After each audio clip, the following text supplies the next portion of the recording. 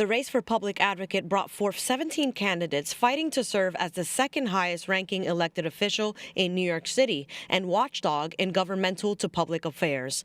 Among the candidates was Assemblyman Michael Blake, representing the 79th District of the Bronx. He addressed a crowd of supporters at Beatstro following a long campaign night. And I want us to understand that we have more work to do. This is just a moment, but it's about being invested for a movement.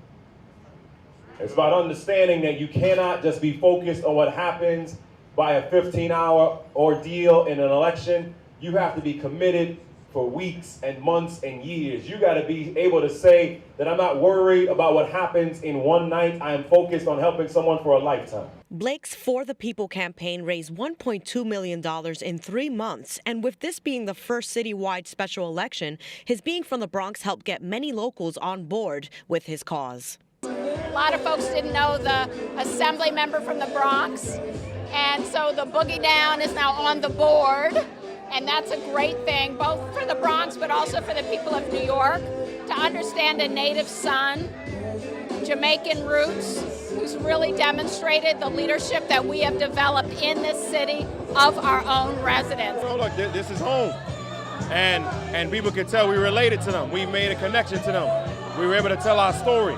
It's a story that people now can see and say, you know what, there's something different about him.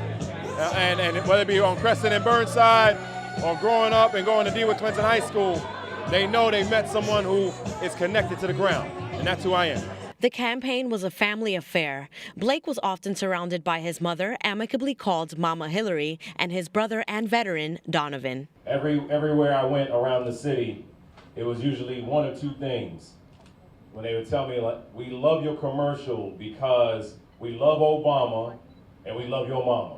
While the assemblyman was beat by opponent Jumaane Williams, who won with 33.1% of votes, he assured the crowd that this was not a loss. It is only the beginning. We congratulate Councilman Williams on his victory.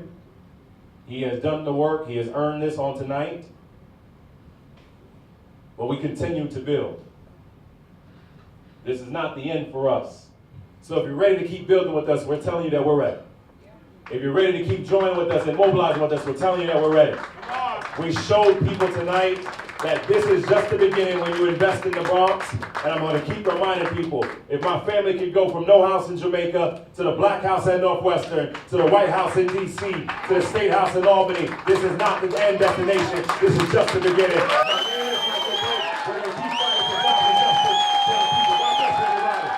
And the assemblyman's job is not done. He'll of course head back to work in his district, his issues being public and affordable housing, the MTA, and jobs and criminal justice reform. But for now, he's got one thing in mind. I don't know, we sleep. With Jumaane Williams winning special elections tonight, he will serve in the position as public advocate until the end of the year. Primary elections for the position will be held in June, with the general elections in November. Reporting for BronxNet, Sanji Lopez.